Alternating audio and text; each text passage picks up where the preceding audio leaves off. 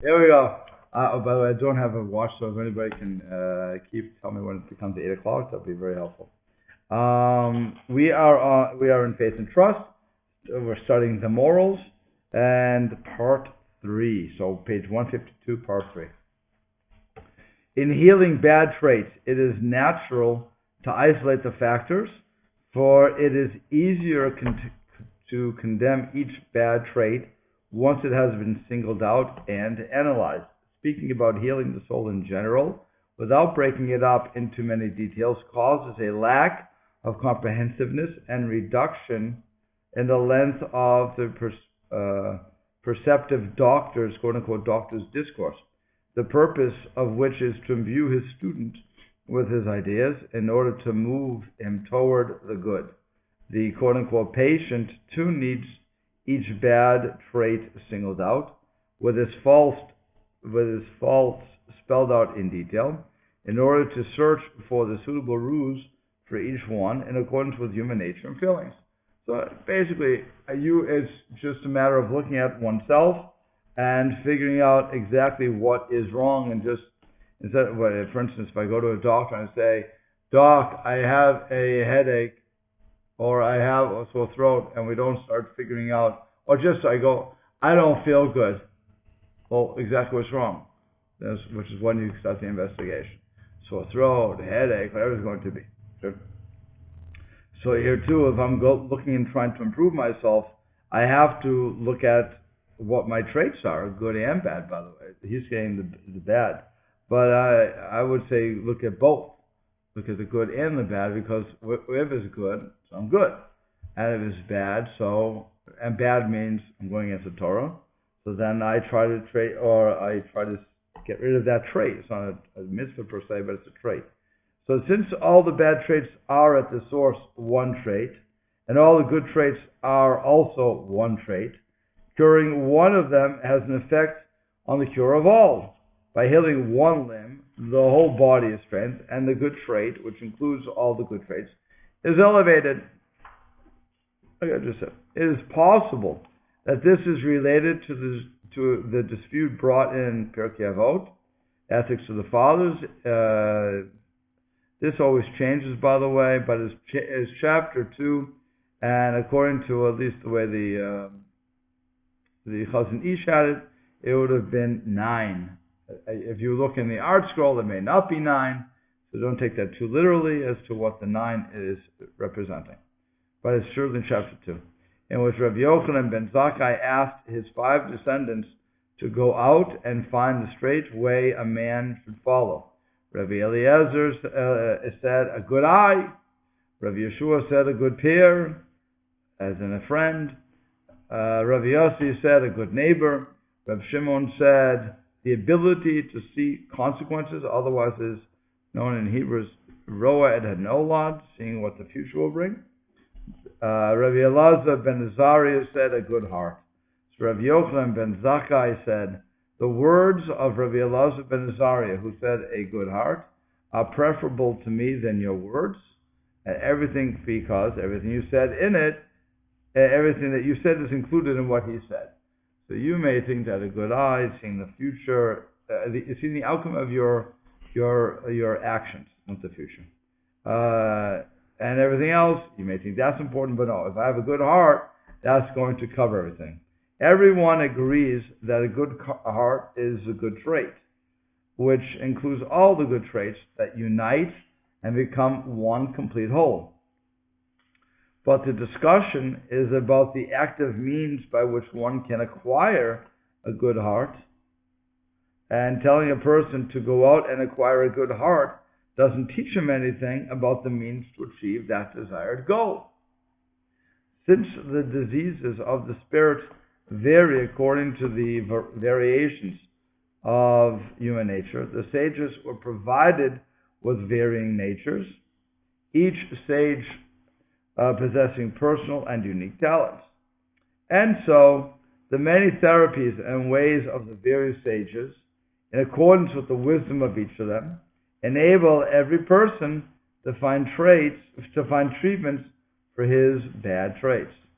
When the sages talked about the straight way that a person should choose, it was not a discussion aimed at reaching a dry verdict, do this or that, but rather its intention was to diagnose the disease correctly and provide the proper remedy for it. This is the starting point according to which the sage should lay out the ways to perfect one's morals, set a study program, arrange its chapters, and present it to the public for study and review, so that they can review it constantly until they are cured. Each one of these sages found in himself the capability of helping people perfect their traits in a different way, and he felt obligated to construct a system of moral teachings based on that point, which was to have a guaranteed effect, if not for all, then to many thousands of those whose disease responds to these sayings, and they were to find a cure for it in these teachings. Hashem gave of his wisdom to those who fear him, and each one takes what is allotted to him. When Rabbi Yochanan ben Zakkai spoke to his disciples, he said to them, go out and find, meaning go out and compose a book of character traits. Okay? So what the Chazon Ish seems to be saying is that we go back to the Mishnah on the previous page, when it said that a good eye, good appearance, so on and so forth, that was their guide to perfecting yourself. If I have a good eye, let's understand what a good eye is. I see you doing something, or I see something happening. I look at it as a positive attitude. Okay? And I always, you're doing something that could be wrong, perceived wrong, I try to make it good. Okay? You're having good fortune, I give you that sort of thing too. A good peer is a peer who's going to keep you on the straight and narrow. I want to find somebody, and we always tell our kids this, all depends on which friends you pick. Or as adults, you have to get into the right circles. If you want to achieve things, you go into good circles. If you don't, I'm driving around here sometimes or walking, I'm always struck by the people that stick together. Okay? You have the, what are they called? The people who put the heavy makeup on. The kids. The goths. The goths will stick together. You have these guys, these other people stick together. They hang out on the truck, the back of the pickup truck. South Bend, you can actually see this. It's amazing. But coming from Boston, you don't see them on pickup trucks. But here you see plenty of them. But they sit out there and they're either smoking or drinking, whatever the case is going to be. Those are not the people. They may be very nice people, by the way. I'm not going to start judging if they're nice, not nice. But it wouldn't be somebody that I would want to hang out with if I'm trying to go up in the world. It's not what I want my friends to be. What I want my friends to be is somebody who's going to bring me to the next level. Challenge me. Okay? That's what I'm looking for. Again, not saying they couldn't. Maybe I just be seeing them at their at a relaxing state. But even in your relaxing state, I want you to not be doing that. That's what I would want you to be. Okay? And then a good neighbor, which is, again, you want to get yourself into a good area. And the other one that's also very vital to improving your life is the ability to see consequences of what you do. So each one, as it were, was going to write out and compose a book, if you will, using those sort of criteria to try to help people get on the right path. Rabbi Elazar ben Azariah found himself to be the one destined to appeal to the people with a pledge to acquire a good heart. This saying is a transmission of an entire school of thought to the people, to mend the heart, to enthuse the hearts, so that they should search for the light of truth, to love eternal life, and to set aside the earthly, temporary life, to approach the single good trait, which includes all good traits, without needing to break it down into parts. Rabbi Yochanan ben Zakkai said to his disciples, the words of Rabbi Elazar ben Azariah are preferable to me. Literally, I see the words of Rabbi Elazar ben Azariah. This seeing is the heart's delving into the depths of thought and understanding that part of the Torah that deals with morals and human nature. For Rav Yochanan ben Zakkai's part in this was the same as Rav Elazar ben Azarias, the direct approach to correction of the heart.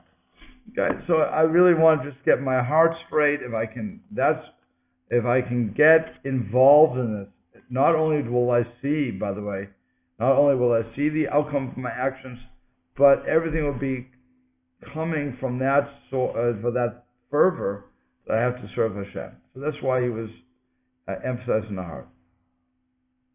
There is a notion that the perfection of one's traits relates to the mitzvah between man, and the obligation to fear Hashem relates to the mitzvah between man and his Creator. Stemming from this is the idea that there are people who have perfected their observance of mitzvot relating to man's personal relationship with his Creator, but are lacking the connection of their traits and thus wanting in the relationship with other people. But anyone who looks deeply into this notion cannot harbor such an idea. For truly, he whose traits are as they were when he was created, unchanged by morality and added knowledge, and he is in the grip of his evil inclination instead of the other way around, cannot possibly have achieved perfection in mitzvah between man and his Creator. If he seems to be observing them somewhat, that is only because he does not confront any of his bad traits while doing them. When he does meet up with their resistance, his fear of God will not be strong enough to withstand it, and thus he won't do it. Okay? It is quite common to find such a man refusing to be called up to the Torah, although he has been summoned to do so, because he thinks that particular honor below his dignity, according to the standards of public honors in his community. He is not at all afraid of what the sages said, namely, and those that abandon the Lord will cease to exist, from Yeshaya. That refers to someone who is called up to the Torah but does not go up. So here you have a person who's called up to the Torah. I've yet to see this. I've yet to see anybody who's called to the Torah and didn't go. I have seen people say, I prefer not to have an aliyah. That I've seen plenty. But I have not, I shouldn't say plenty, but that I've seen. But I've never seen somebody called and then said, I think so. I've never seen that. But apparently that was something that the Chazon Ish either saw, that he's commenting, or he's just going with the flow here and saying that the rabbi saw this. Again, even there, I don't know. I can't imagine somebody not wanting to go up for an aliyah where people are going to hear you lay in the Torah or whatever else it's going to be. That was it was an honor no matter when it was. So it's interesting to note that somebody wouldn't go up for that reason. In other words, this man is rotten to the core.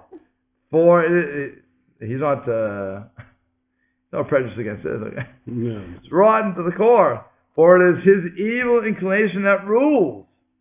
All this mitzvot observance stems from habit, as it fits in with his sense of honor, his desires, and his natural flow of life. But just try to insult him, and his behavior will undergo complete transformation. Okay?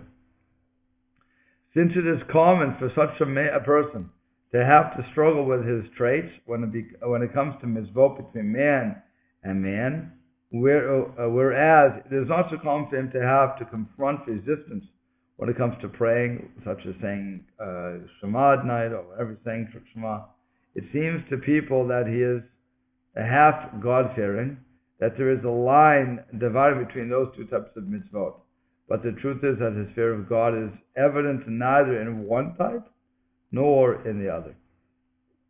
So here you have what he's arguing is, what we have a saying for this. I forget what the saying would be, but we have plenty of people who observe the mitzvah between man and God, but are very slack in mitzvah between man and man. That's why they'll speak Lashon Hara. They won't when it comes to business laws. They're not going to be as careful when it comes to the any of these things between man and man. They're not as careful as they would be, let's say, in what they're going to eat. Okay? And you have that. So he's saying to that sort of a person that his fear of God is not evident, not the case. He doesn't have the fear of God, because the fear of God, the Yirat Shamayim, that would be all-encompassing, and he would do his best to work on both elements. And I'm going to be speaking as the Chazon Ish at this point. For me personally, I was thinking about that. When people tell me that they're trying their best, we're trying to improve, it's going to take a long time, so on and so forth. I started to think about that, and maybe it's because of I'm reading the Chazon Ish, but I started to think, wait a second, you argue you want to improve. When is the last time that you opened up the Code of Jewish Law and looked at whatever was said and implemented it? Not just to fill in kashrut and so on and so forth, the big stuff that we think about, but on regular stuff. Lashon Hara, Moshe Shemra, slander that people do. Can you read a newspaper? Can't you read a newspaper? How do you implement that? Am I allowed to talk about the cases in the news? How do you deal with that? Am I allowed? What do I do with business? Is intellectual property? Is there actually copyright of that? If I rip off the pay-per-view by getting it free on this other website, all you do is put it into the web. Can I see this for free? And you have 1,000 websites come up. So at that point, if you can see it for free, is that ripping off? And people don't think this way. And the question is, why not? If you say you have a relationship with God, and that's what we're really trying to build, a relationship with God. Okay, so it's two-pronged. I have to worry about what I'm doing between man and man, and what I'm doing between me and God. I can't slack off another one. So I have to be in that growth potential. The only way I can do that is, this is going with him, to study halacha, to know what I'm supposed to be doing. If I don't have any concept of what I'm supposed to be doing, then how can I do it? And that's what I'm saying. When people say they're trying, or whatever the catchphrase of the day will be, the question is, have you learned the halacha to know what you're trying to accomplish? And even for that which we do, when we keep Shabbos, when we keep kosher, even that which we do, are we doing it right? Do we know what the halacha is there? Are we just doing it by rote? When's the last time you reviewed those laws? Think about that. Or Shabbos is full books worth, just on the what we can and what we can't do. And that's only saying what we can. We're not talking about the philosophy, not anything else. Just that, 4 books. And how many people go through that? And it's in English. Endlessly. And all what I'm saying. And when you go through it, to implement it. When it comes to muksa, to learn what it is, implement it. All these things. I'm not saying it's too hard for me. I'm talking to everything. I'm talking the whole system here. That's between you and God. But when it's me and between somebody else, what do I have the right to do? So it's, that's why he's saying here, you can't pick and choose, as it were. You have to do the whole thing. And the only way to do that, of course, is to learn halacha. But, okay. There is a story, if anybody in 19 minutes into it, I can give them a Give some mussar. It is 19 minutes in. Usually after 3 minutes they turn off. So. Screaming mussar in the That's driving right. rain. That's for the government. Okay. There is somebody has to watch this. There is a story told of such a man who asked a respected visitor in the town to come visit him in his house. The guest promised to visit him on Shabbat evening. The prospective host rejoiced at his promise, because it would be an honor and a pleasure for him. Along came Satan and made him forget to add kerosene to his lamp, and he lit the lamp with only a small amount of kerosene left over from Thursday night. It was a winter night. The guest hadn't arrived yet, and the lamp was about to go out.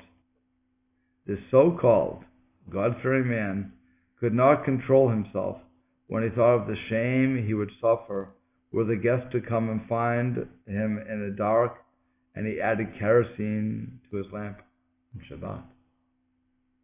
Such an occurrence is not only one of the few sporadic cases in which a person fails, but rather it is a constant phenomenon in the case of a man who has not been tested in the realm of his traits, and his entire behavior is based on habit.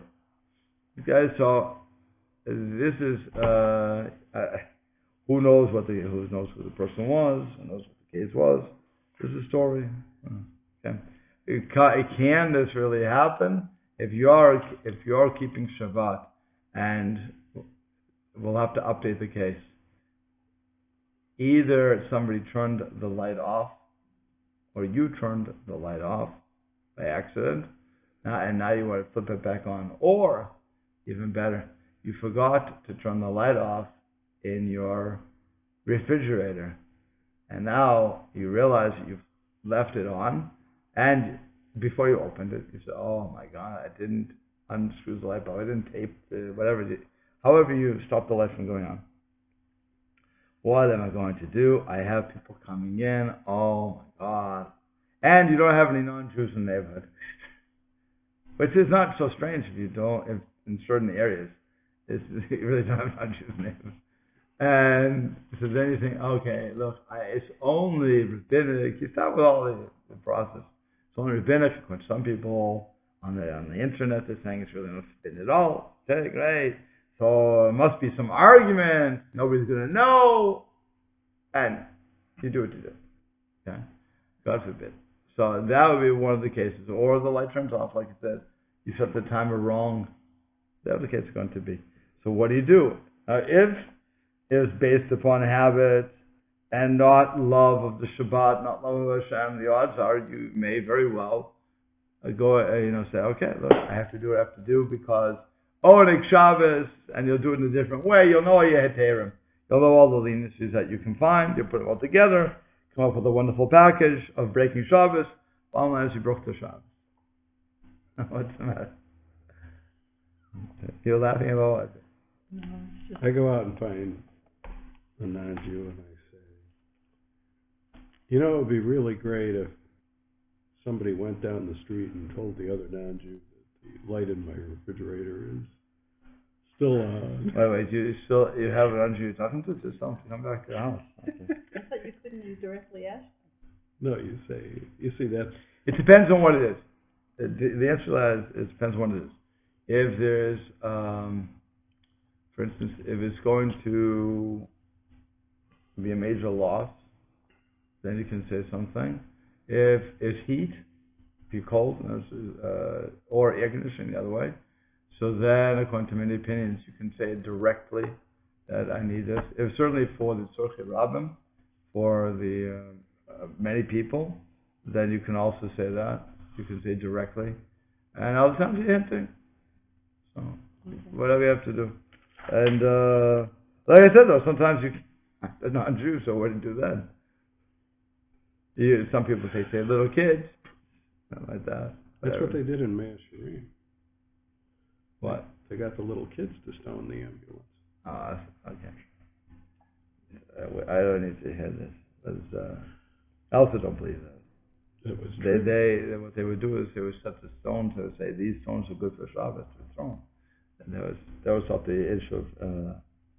Okay. When you see the Mata ambulance. Okay, but I'm just saying that's what people would do. They would delude themselves into believing that how they're doing it is good. That's if it's a matter of habit. If it's a matter of God-fearing, I'm not going to do it. I'm going to ask a question, or I'm going to try to figure out how to get this done. And there probably would be permissible ways to do it, by the way. Just understand, there probably could be permissible ways. Sorry? Oh, come on. Oh, if something's prohibited. No, but I'm saying, it's even that which is prohibited, many times there will be a leniency some way or another that I can get something. So you get it done. Sometimes not, and sometimes you're stuck. You know what my approach has been for years? Sit in the dark. That too, but on occasion. But you can do really whatever you want as long as you understand that there could be severe consequences. No, I'm saying without consequences. What I'm saying is if something is happening that you forgot, whatever the case is going to be. So many times halacha would allow certain things to take place. I'm not saying I'm not going to start ruling with particular cases, but we should never think that halacha is just black and white like that. There's circumstance. I'm trying to know what the word is, but there's extenuating circumstances that would allow sometimes a halacha to say, in this case, you do A, B, and C, and that's how you do it. I'm not saying in every case. Again, some cases you're stuck. Well, I remember when I was in a nursing home, so the light was left on. There were plenty of non-Jews there to turn off the light, but the guys that we're all rabbinical students. None of us had a brain, and so they decided, no, we'll sleep on in the light with the light on. I was like, why, guys? Just go out and ask one of the guys. Oh, you can't do it. I didn't want to be the guy to start fighting with anybody. It's okay, do what you're doing. So, but that was one of the crazy things where they said for us to go out and to find a non-Jew to turn off the light, which would have been just going down the hall, by the way, because there were non-Jews on staff. It was a kosher place, so they had to have people cook. They had to have cooks in 24 hours. It was a thing. Like that. So but they said no, because it would only be for our benefit, and therefore you can't benefit. That was what the argument was. I wasn't so smart to be arguing with them left and right. I was also tired. Leave me alone. Do what you're going to do. Okay, but in retrospect, it was probably one of the dumbest things they could have done. There are 1,000 leniencies for these sort of things. Okay, so I keep thinking back to the injured little girl, which was probably the most bizarre discussion I ever had about Shabbos. What you can and can't do on Shabbos. Well, yeah. Again, you have to be within the framework of Shabbos. You have to work around that. Yeah. So it depends on what it is. Remember one thing. My mother told a story about her mother. Her mother was, my grandmother was Shomer Shabbat. She was her whole life she was keeping Shabbos. And she had to go to the hospital. I think it was the last time she would. I think it was probably the day she died. But whatever. But she had to go to the hospital, and it was Erev Shabbos. Friday. I should say Friday. I shouldn't say Erev Shabbos. It was Friday. And my mother said, Ma, you have to go to the hospital. And she said, nope, can't go. She said, but Ma, this is no fun. You have to go. So my grandmother says, no, can't go. My mother said, I'll get you there before Shabbos. You'll be there before Shabbos, guaranteed. So then my grandmother said, fine. She would not be driven on Shabbat. And my mother understood one thing, that if her mother would have been driven on Shabbat, that would have killed her. That would have killed her. Nothing else. The fact that she'll die anyway is no big deal. But that driving on Shabbat would have killed her. And she understood that. So that's why she said, I'll get you there before Shabbos. Don't worry. Okay, fine. Do that. And she trusted her daughter for that. Do that and we'll talk. No problem. So the same thing here. If I'm keeping Shabbat, if I'm doing it because I have a year Shemayim, I have Abba Shemayim, I have all these Shemayim, I have all this love and fear of God, I'm not doing it out of habit and therefore I can break and do what I want when it's inconvenient to me. But the very fact that I'm going to, if I have to break it, I have to have a good reason. Otherwise, it's going to hurt me more mentally and physically, spiritually, than it's worth. It's sort of like, by the way, fast forward this to a very medical thing. If a person is told, and it happened to my mom, when she was 89, you have cancer, and you'll be dead in whatever they gave her, 6 months, but we can always give you chemo, And that will go maybe 7 months. And I'm going to save until I've had a good life. Whatever happens, happens. She was like, leave me alone. I'm going to live my life, and if God wants me, He's going to get me. And she wanted to follow everything till the end too. She didn't want to start fighting with God about this. And no, when it came to a fast day. So she didn't want to eat. Even though she had every heter in the book. No question. Heter means leniency. Mm-hmm. She had every heter in the book to do anything she wanted. So, you can't talk to somebody because it's a different relationship they're having. Mm-hmm. Again, if it's habit, it's habit. So a habit, she stopped smoking. It was a habit. Stopped smoking. Big deal. I mean, for her it was a big deal, but it was only a habit. You could overcome that habit. Other things she couldn't overcome because it wasn't a habit. It was something else there. So that's what I'm saying. When it comes to sickness on Shabbos, little girl, not little girl, if the family is really connected to Shabbat, to do anything non-halachic would be, why just give the person a gun and let them shoot themselves? That's how they would feel about it. And that's what we have to remember too, by the way. If somebody is that connected, and we aren't as connected as they, and they perceive doing that is what's going to kill them, they will die. There's no question about it. Your mind is stronger than anything else in your body. I've seen that plenty of times.